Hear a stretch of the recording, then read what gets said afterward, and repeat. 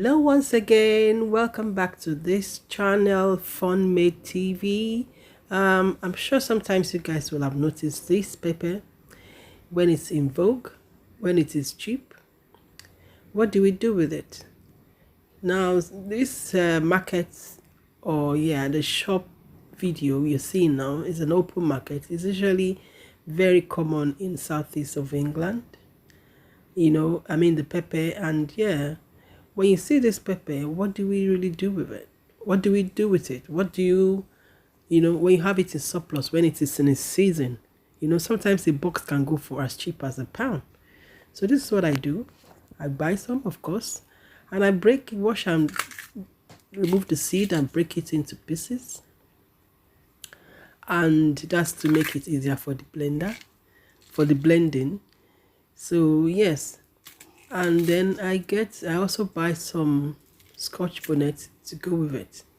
But as many as I get, maybe a box or 2 boxes, I make sure I break it before I start blending it into this special sauce. And this is the scotch bonnet I'm using for this particular one. It might seem a lot, but trust me, when scotch bonnet is in the fridge and it's in the freezer, by the time you bring it out to reuse, the peppery, the hotness, will reduce, drastically. And I'm also going to use onion. I'm going to be using onion in this recipe for today. That's the onion peeled, and I'll be using the crayfish stock cube. Okay, that's a crayfish, the smoked one, the smoked crayfish stock cube. And for the equipment, I will need a sieve and a bowl to strain the water from the pepper. Then you like to fill the cup of the blender to like 1/4 or 1/3 of the cup, and that's going to make it easy for us to loosely blend it. It's going to be a coarse texture. Okay, so I'm adding the pepper into the water, and I'm going to blitz it for about 2, maximum 3, let me even say 3 to 4 seconds. And you put it at the lowest speed, for it to be able to do the blending job. So yes, and that's what we want to do. The highest speed on this blender is 2, so I'm using 1. And 1, 2, 3, 4. Well, it's even up to 4 seconds there. So that's what I mean. Yeah, so you now, of course, strain it and allow to strain even further. Now for this recipe, I did not strain it too much because I wanted to use some of it for my jollof rice. But then if I am doing the one I'm going to keep to preserve it, I will strain it even much more than that. And it will even be more coarse than this. So yes, this is it. And I repeat the process. Pour the one in the basket into the pot, and the one in the sieve in the pot, and then use the same water to recycle and continue the blending. Just 3 to 4 seconds maximum, just to break it a little bit. And that's the second batch. And yeah, I'm just again showing that it's 1 minute. The one mark. You see, this is about 3 seconds.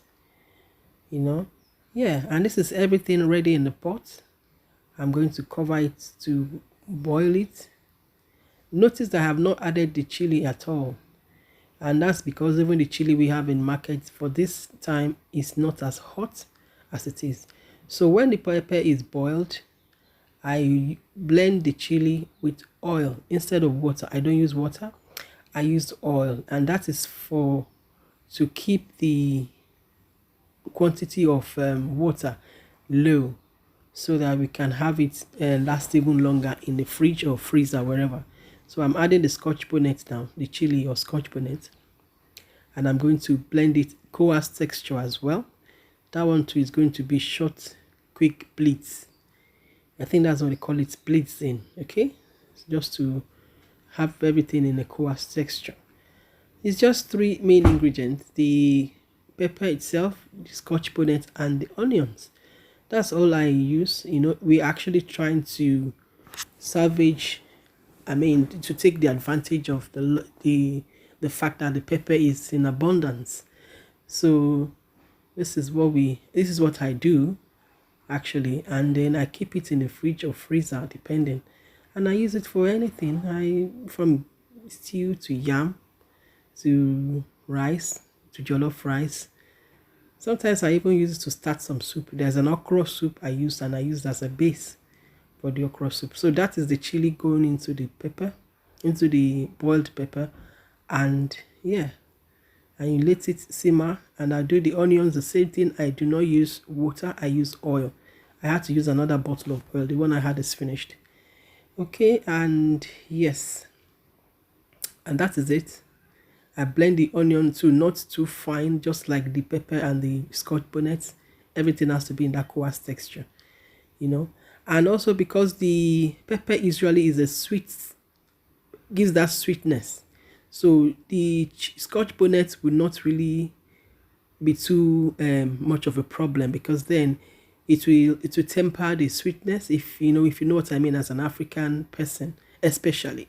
It will temper the sweetness, and of course it will give you that nice flavor. I mean, the scotch bonnet.